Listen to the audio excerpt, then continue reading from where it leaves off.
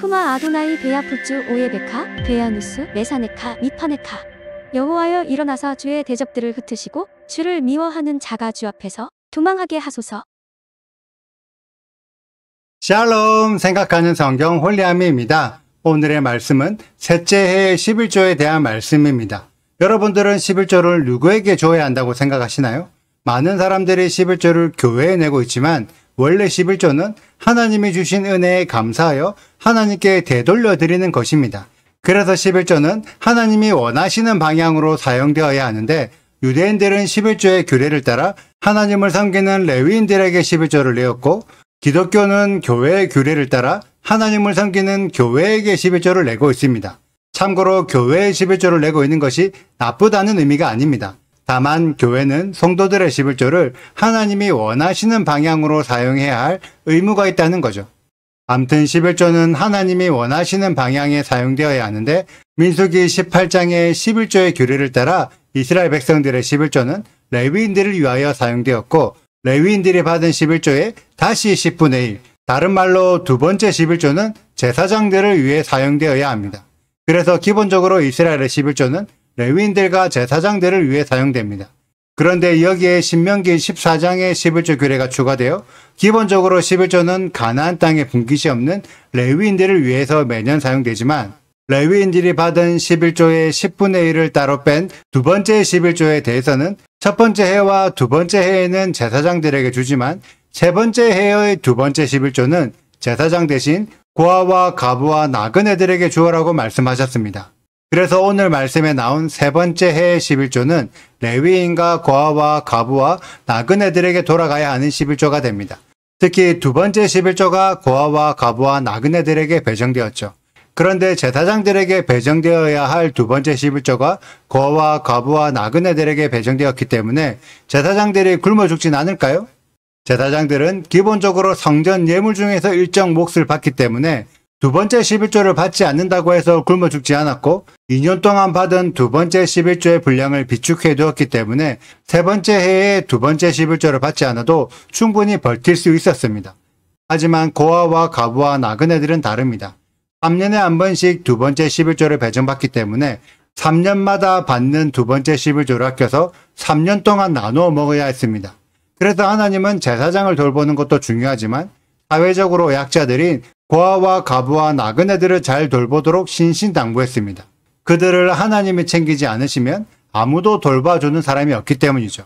그래서 하나님은 이스라엘이 고아와 가부와 나그네들을 챙길 때 13절 이하의 고백을 하라고 명령하십니다. 그래서 매 3년마다 까먹지 않고 고아와 가부와 나그네들을 챙기게 하셨죠. 그리고 많은 사람들이 생각하지 못하는 부분이 있는데, 고아와 가부와 나그네들은 영원한 사회적 약자들이 아닙니다.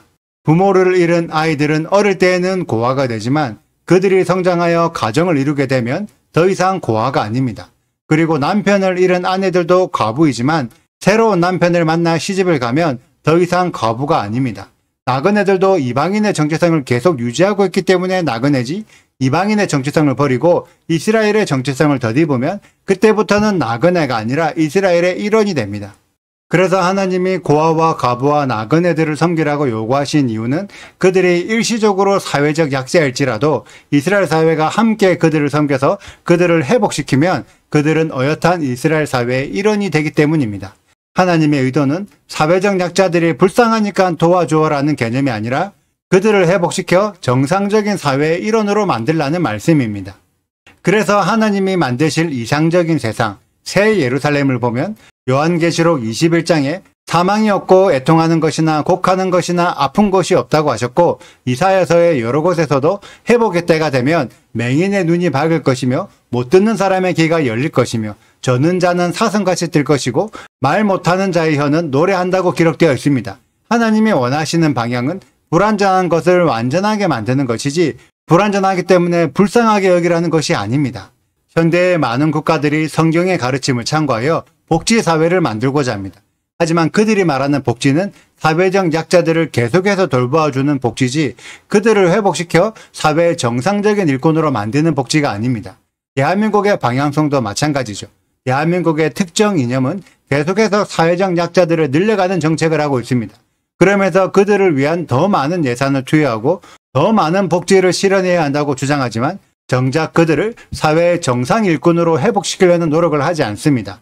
그래서 복지 정책을 추구하던 유럽의 수많은 국가들이 실제로 복지사회를 만들어 보니까 너무 많은 사회적인 문제들이 발생하고 국가를 유지할 수 없을 정도의 어려움을 겪으면서 이제는 복지 정책에서 성장 정책으로 방향을 바꾸고 있습니다. 오직 대한민국만 거꾸로 성장 정책에서 복지 정책으로 세계의 흐름에서 역행하고 있죠.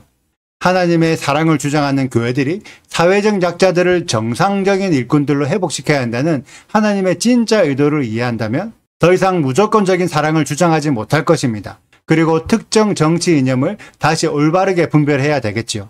하나님의 이스라엘 사회에게 요구하셨던 방향성은 새 예루살렘의 방향성과 동일합니다. 불완전한 것을 완전하게 만드는 방향성이죠. 그렇기 때문에 우리 대한민국이 하나님을 섬기는 나라가 되기 위해서는 새 예루살렘과 같은 방향성으로 나아가야 합니다.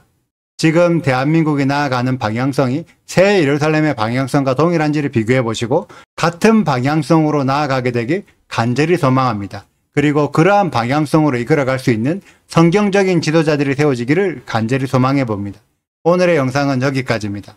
오늘의 말씀 읽으시고 질문 있으시다면 언제든지 댓글로 남겨주세요. 오늘도 감사합니다. 샬롬! 셋째 해 곧 11조를 드리는 해에 내 모든 소산의 11조 내기를 마친 후에 그것을 레위인과 객과 고아와 과부에게 주어 내 성읍 안에서 먹고 배부르게 하라. 그리할 때에 내 하나님 여호와 앞에 아뢰기를 내가 성물을 내 집에서 내어 레위인과 객과 고아와 과부에게 주기를 주께서 내게 명령하신 명령대로 하였사오니 내가 주의 명령을 범하지도 아니하였고 잊지도 아니하였나이다. 내가 애곡하는 날에 이 성물을 먹지 아니하였고 부정한 몸으로 이를 떼어두지 아니하였고 죽은 자를 위하여 이를 쓰지 아니하였고 내 하나님 여호와의 말씀을 청종하여 주께서 내게 명령하신 대로 다 행하였사오니 원하건대 주의 거룩한 처소 하늘에서 보시고 주의 백성 이스라엘에게 복을 주시며 우리 조상들에게 맹세하여 우리에게 주신 젖과 꿀이 흐르는 땅에 복을 내리소서 할지니라. 구독과 좋아요를 눌러주세요. 그리고 알림 설정도 해주시고요. 그리고 하트도 꼭 눌러주세요. 슈바 아도나이 리베보트 알레페 이스라엘 여호와여 이스라엘 천만인에게로 돌아오소서.